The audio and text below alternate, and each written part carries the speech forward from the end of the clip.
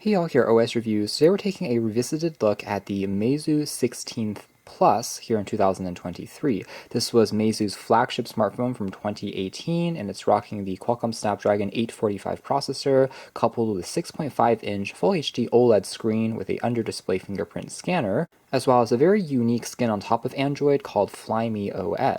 It's definitely far from stock Android, but has a very distinctive overall design language that I do quite like. It's cohesive, and there's a lot of attention to detail here on smaller aspects of the design, including all of the utility tools, which are created by Meizu from the ground up, do look quite elegant in my opinion compared to alternatives from, say, Huawei and Xiaomi, which I think tend to look a little bit more cluttered. Nonetheless, Meizu is an interesting company because this Chinese brand actually was founded back in 2003, so they've been in the industry for over 20 years. They started off making MP3 players, then started making smartphones earlier than Xiaomi. So it's a bit of a shame that this brand has never really taken off in a huge way, especially in recent years, to become more of a niche company. It just really tells you how difficult it is to survive in this particular market. With that being said, we did check out another Meizu phone a couple years back, some of you guys may remember, called the Meizu 7 Pro. The main claim to fame here is having a secondary OLED display, which can be used to show quick notifications,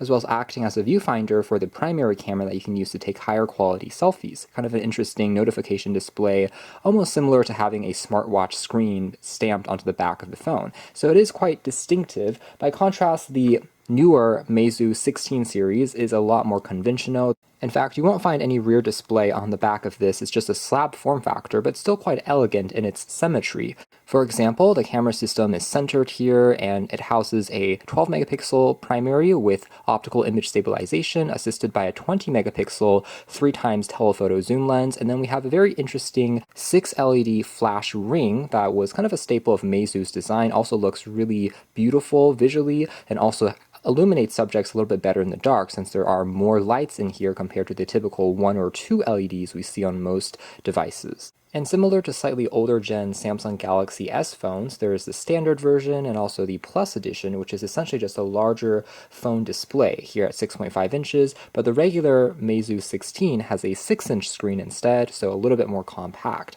That said, both size phones are equipped with the same processor and are coupled by up to 8GB of RAM and 256 gigs of built-in storage. Also, a little bit confusingly, in terms of marketing, these phones are sometimes branded as Meizu 16th with a TH at the end, but either with or without, it's referring to the same device. Again, a part of the 16th year anniversary of this company when it was launched. It also came with various different colorways. This is a more conventional kind of onyx black shade, but it also came in this vibrant aura that shimmers in the light, and also a more conservative white shade as well that looks quite clean. And just a closer look at the hardware, other aspects of the symmetrical design include not having any hole punch or really intrusion on this main display. In a way, also taking a page from the days of the Galaxy S8 and S9, so it's uninterrupted and great for media consumption, even though there's a slightly larger bezel on the very top and bottom, but overall it is still a very clean look. The phone also comes with a 20 megapixel selfie lens on the very top, and otherwise feels incredibly premium as expected from a flagship, with glass on the front, on the back,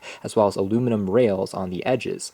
These are accented in chrome and incredibly shiny, and make room for the power key along with the volume rocker that are all very tactile and responsive. There is also no Qi wireless charging, although the 3,570 mAh capacity battery tops up rather quickly at 23 watts using the Type-C port at the bottom. And it's great to see that Meizu hasn't forgotten their roots as a audio manufacturer. They have both the standard 3.5mm headphone jack plus stereo speakers on the 16th Plus, one on the bottom, and the earpiece serves as a second unit for more separation. Again, this OLED screen does have an always-on display mode that will show you just a bit of information, including clock and notifications, until you wake it up. Overall, this is a beautiful display with excellent contrast, very vibrant looking colors, great viewing angles, all typical from an OLED panel in general, but still, it's a little bit of a stretch if you have slightly more small hands to reach all the edges of the phone as well as the top. So just keep in mind the footprint there if you want a phablet, and that's where, again, the Plus version will be beneficial, but the standard one is going to be more compact. And because this is a brand that is perhaps too small to take too much notice on the international scene, so unlike, say, Huawei phones, Meizu devices can still all access Google services, Gmail, YouTube, Google Photos, so on and so forth. All of those services can be fully used, which is great, even though this is the kind of Chinese ROM edition of the phone.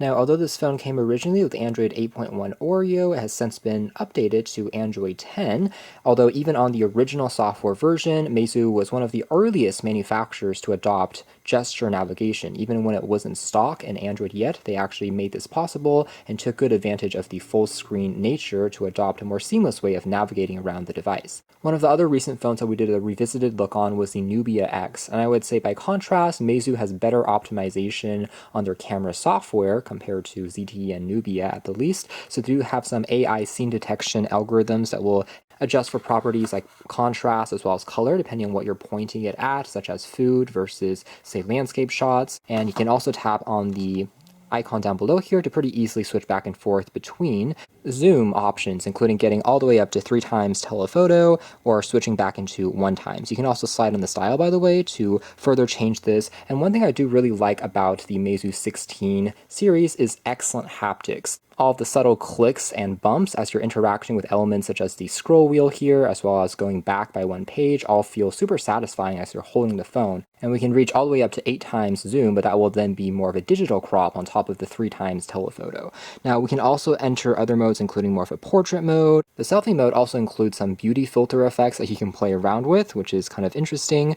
And then otherwise, you can record video up to 4K 30 FPS, and under more options, you can enter a manual mode, which gives you more granular control over all aspects, including ISO, shutter speed, white balance, and there's also a dedicated night mode as well, which will increase the shutter speed to capture more light, but you have to hold more steady, though since this does have optical image stabilization, it still turns out to be decent, even though the sensor size from back in the day was not as large as on our current crop of smartphones. Taking a quick look at some of the sample images as well, I would say they are generally satisfactory, and again, comparing it with the Nubia X from really the same age, again having the same processor, this is definitely a step up when it comes to consistency, and in general it makes for a decent shooting experience even in this day and age. Shutter speed doesn't seem to be too big of a problem, it's relatively fast to snap, and the HDR typically does a good job of not crushing too many details, even in more difficult lighting conditions where there might be sunlight in the background. Overall, again, a pretty competent shooter, I would say on par with other flagships from a similar generation, including the Samsung Galaxy S9 series.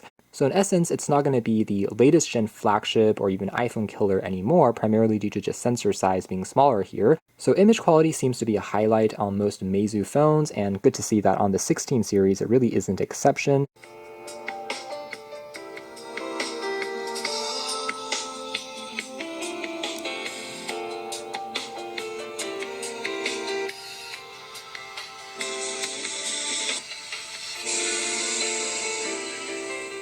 Some takeaways include the fact that the speaker quality is indeed excellent with great stereo separation, even has a little bit more fullness to the sound than I was expecting. It doesn't quite distort at higher levels, and generally is a pretty pleasing experience. Again, the screen is beautiful, even now as you're consuming media, especially with those very slim left and right bezels when you're holding it in this horizontal view. Again, no cutouts of any kind, such as a hole punch on the display, just makes it completely uninterrupted, makes it a great experience for media consumption, even here in 2023. So that is one aspect that's held up quite well. And as we've talked about before, the 845 has generally quite good antenna reception, and that seems to be a trend here on this phone as well. With dual band 2.4G and 5G Wi-Fi, I was getting almost full bars, even when a little bit further away from the router. It also worked with 4G LTE when on cellular, and had no real problems when it comes to buffering up to full HD videos, generally quite quickly, and still being a enjoyable enough experience. A point I didn't highlight earlier was that both the regular and the Plus Edition phones are completely flat in terms of their display. So there is no curves on the edges,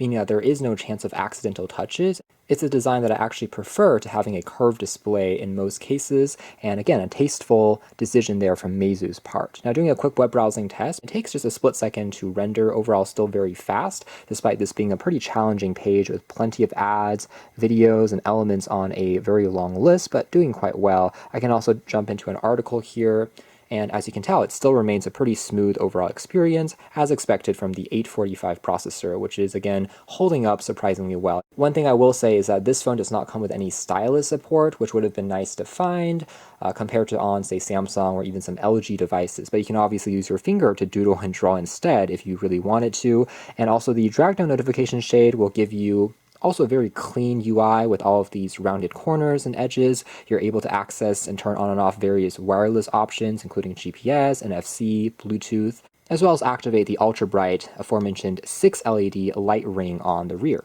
And it goes without saying that you can still install and download any title from the Play Store really without any problems, whether it comes to social media apps or gaming apps. There's still plenty of horsepower underneath here to run those titles. And just a final peek at some of the custom utility tools from Meizu. Again, this is what their file manager looks like, also quite elegant, something that is a bit different looking from stock Android or the Files app. Meizu also throws in a toolbox, which is quite similar to what we've seen on other rugged phones, but still a neat idea here. You can trigger a flashlight mode as well as use your front-facing camera as kind of a mirror to check out what direction you're pointing it in. And again, the excellent haptics does make it a pretty satisfying experience. There's even a virtual ruler, as well as even a virtual dice that you have on here as well that you can throw and see what that results in. Plus, there's even a decibel sound meter available that uses the microphones here to see what your volume level is nearby. Not to mention Meizu's version of the calculator app also looks really clean with this universal dark mode support that you can also tap on to access functions like currency conversion. So again, overall, there's a lot of attention to detail here on all of their custom apps, but they have a very cohesive look that I do like a lot. This level of attention to detail is typically missing in a lot of other lower cost Android manufacturers that we've seen. Similarly, I would say that gaming on the Meizu 16 series is still a pretty satisfactory experience. The only note would be the, again, 3,500 milliamp hour capacity battery isn't the largest I've seen, especially on a larger screen device like this. These days, I would say the norm is closer to 4,000, if not 5,000 milliamp hours. And what that means is it's closer to being a 1 day to 1.5 day phone if you're lighter on usage. Thankfully, the 845 is generally pretty energy efficient, I would say, when you're just using it for casual tasks, but for longer term gaming, do keep in mind that it's not going to be necessarily quite as extensive in terms of session play as on some bigger capacity phones. Still, it keeps up relatively well with even larger titles, including PUBG and Asphalt series. The 845 is generally still competent enough when it comes to GPU performance to play it back at a pretty smooth frame rate. The phone will get a little bit warmer as you are pressing it harder, but again, never really thermal throttles. So that is more or less it as far as our revisited look at the Meizu 16 series, and I have to say it's held up really well. From a super clean design, which on paper may not try to really push the boundaries in terms of engineering, so we don't have some crazy pop-up selfie system on here. There's no dual display, but the basics here are handled extremely well, from a gorgeous display to having excellent haptics, a really tasteful and refined UI experience. Overall combines to still a pretty enjoyable user experience, and kind of goes to show that it's a shame that we don't see more Meizu devices, especially here in the States and in Europe, and that this brand hasn't been doing quite as well in recent years. Still, I consider the Meizu 16 series to be one of the more elegant Android smartphones from its time, with its all symmetrical design going on. By the way, it was around this time that Meizu also pushed out a concept phone called the Meizu Zero, which they claim was the world's first quote-unquote portless phone. They claimed it was a design of the future, reducing any moving parts, so there is no Type-C charging, there is no even headphone jack, and you would just use wireless charging and audio for everything. Later it was revealed as more of a publicity stunt, but nonetheless just shows that Meizu still has some interesting ideas that they bring to the table, and again, it's a brand that I would like to see a stronger presence and maybe a bit more of a revival in terms of popularity, if provided a chance. And you can check out more details if interested in the links down below and more Meizu devices in general, but for now that's been our video. Thanks for watching here at OS Reviews. That's been a revisited look at the very interesting Meizu 16th Plus.